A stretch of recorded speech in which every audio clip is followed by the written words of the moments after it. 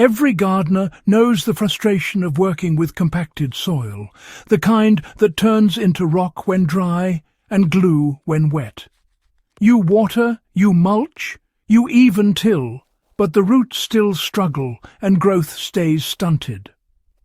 I was in the same position until I tried something I'd only heard mentioned in old permaculture circles, the banana trench. I dug one single trench, filled it with banana stems, peels, and a few kitchen scraps, and within a week my soil structure began to change. Worms moved in, the ground softened, and my plants finally started to breathe again. It's a simple process, but what it does to your soil chemistry and biology is nothing short of transformative. Banana trenches work because they turn waste into a living compost reactor. At its core, a banana trench is not just a hole filled with waste, it's a biological engine. The method originated in tropical regions where bananas are abundant, but it works wonders in any garden struggling with dense, dead soil. The principle is simple. You dig a shallow trench, about 2 to 3 feet deep and 2 feet wide, and fill it with layers of organic waste, banana stalks, peels, kitchen scraps, leaves and grass clippings. Then you cover it lightly with soil or mulch. Banana stalks and peels are rich in potassium, calcium and phosphorus, which slowly leach into the surrounding soil as they break down. More importantly, they retain moisture and feed microbial life at a constant rate. The trench becomes a long-term compost system that draws worms and bacteria like a magnet. As decomposition begins, these organisms tunnel outward, mixing organic matter into the surrounding soil and improving its structure naturally. Within days, you'll notice the surface softening as air pockets form below. So, the secret, really, lies in the way the trench manages moisture and airflow. You see, clay-heavy or compacted soils often struggle because water either pools on the surface or, well, just runs off without actually penetrating the ground. The banana trench, though, fixes that by acting as both a sponge and an aerator at the same time. The fibrous banana stems and leaves, they hold on to moisture while still maintaining these handy air channels. That constant exchange of moisture and oxygen, it creates just the perfect environment for microbial life to absolutely thrive. The decomposition process also produces a bit of mild heat, which, keeps microbial activity going strong, even when it's a bit cooler outside. That's actually why the soil around the trench loosens up much faster than with traditional compost piles or mulch layers. It's alive and constantly feeding. After about a week or so, you'll start noticing worm castings appearing right on the surface, and that's a sure sign your soil ecosystem is, well, waking up. If you happen to be in a particularly dry area, you can, enhance the effect by adding a bit of charcoal or biochar. About a 1:10 ratio by volume does the trick.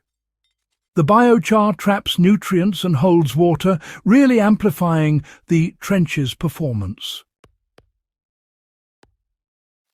The construction is simple, but it must be done right to achieve rapid results.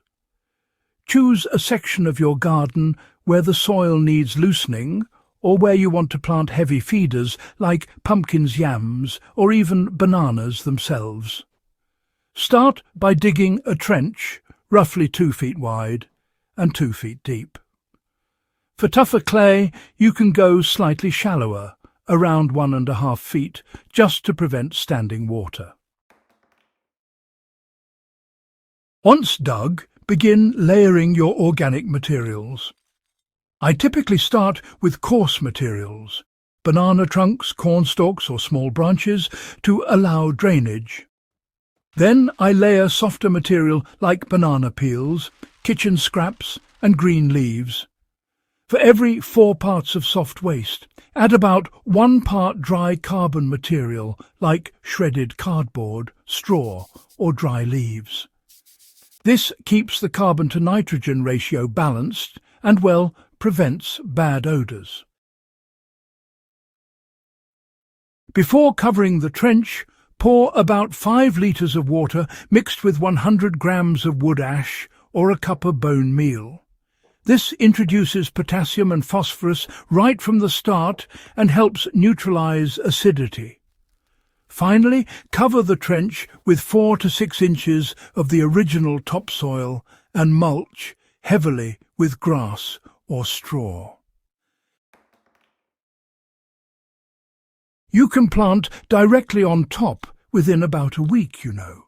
Crops like squash, sweet potatoes, or even bananas themselves really thrive on this system.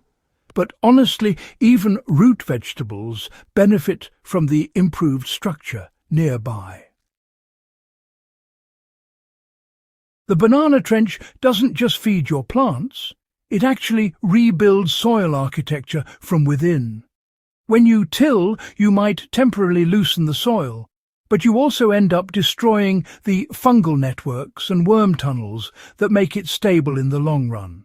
And when you compost, well, nutrients tend to stay in one place and need to be moved later. The trench, though, bridges both methods. It composts in place while feeding the surrounding zone naturally.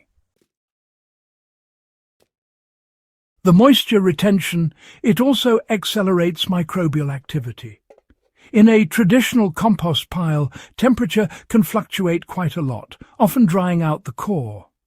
But in a trench, the soil insulation keeps moisture and temperature consistent, allowing microbes to stay active all day and night. That means decomposition happens faster and more evenly, loosening the surrounding soil at a biological pace, not a mechanical one. Within 2 to 3 weeks, even those tough clay soils will show visible improvement.